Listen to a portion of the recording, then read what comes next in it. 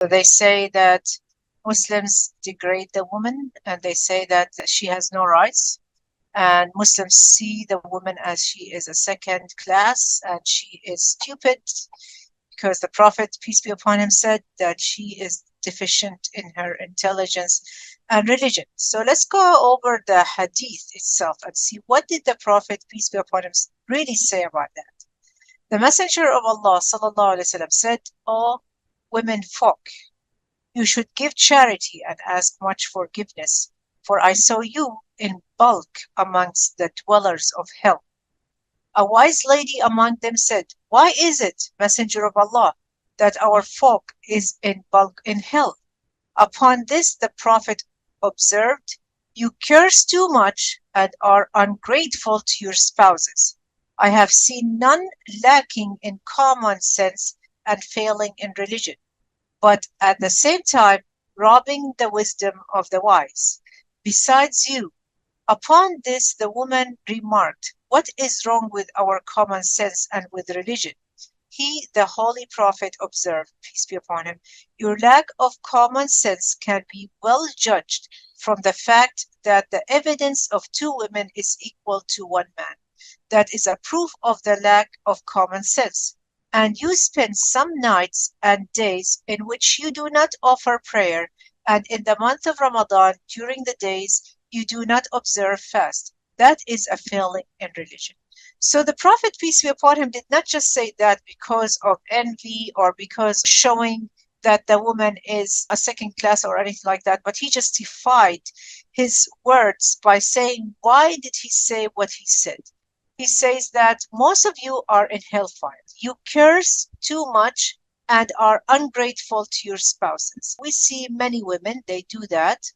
They say, like, when they are in good mood, they thank the man, they are treating them well and everything. And once they get mad or they do something like they get mad or angry from their husband, they forget all the good things that their husband did. And they say, "You've never done this to me. You've never done that to me. You don't listen to me. You don't do that," and so on. And it's just like that's what yakfurna al-ashir means.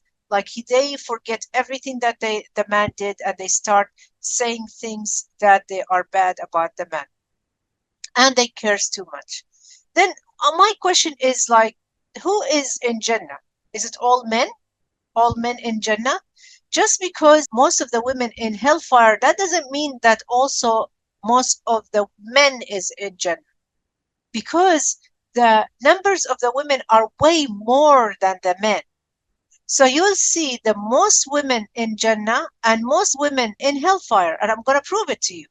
Most women in Jannah, why? The Prophet, peace be upon him, said, "The heavens is under the feet of the mothers."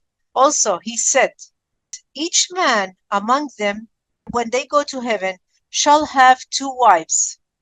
So who are those two wives? Just two creatures or two creation of Allah that created Jannah for them? No, they are from the earth. We know that most women who also go to Jannah, they will have a husband. And so each man will have two wives. So that means the numbers of the women in Jannah is double, at least double of the number of the men in Jannah as well, in heaven as well. I'm going to take the next part, which says lacking in common sense and failing in religion. And I'm going to say naqisatu aql, lacking in common sense. Allah says in the Quran, "And if there are not two men available, then a man and two women from those who you accept as witnesses." And let me tell you, these are just for some cases. There are some other cases that only women as a witness can be accepted, especially when we have cases that is concerned with women. Like, for example, when a woman has her period, when a woman is having a baby or something like that. One woman as a witness is enough. It doesn't have to be two women to be witnesses. But we're talking about like normal circumstances. It says over here, two women from those whom you accept as witnesses, so that if one of the women errs, then the other can remind her. Due to her reputation as a PMS specialist, defense lawyers asked Dalton to provide expert testimony for the trials of women accused of crimes. In her 1980 paper, Cyclical Criminal Acts in Premenstrual Women, Dalton chronicled the cases of 3 women convicted of manslaughter, arson, and assault. She testified as medical expert, arguing that women committed their crimes the week before their period and hence PMS had influenced their behavior.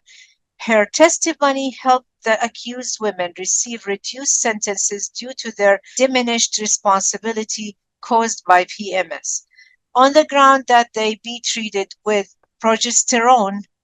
In the years that followed, Dalton testified in 50 cases in the defense of women who committed crimes while experiencing symptoms of PMS. So we see that's why it's called deficiency in intelligence. Now let's talk about religion, deficiency in religion. And this is very clear that Muslim women, when they have their period, when they have their menstrual, they don't have to pray, they don't have to fast Ramadan. They do the minimum. Does that mean they don't get rewarded for not doing it? No. Just because they are deficient in the practices, that doesn't mean they don't get rewarded by God.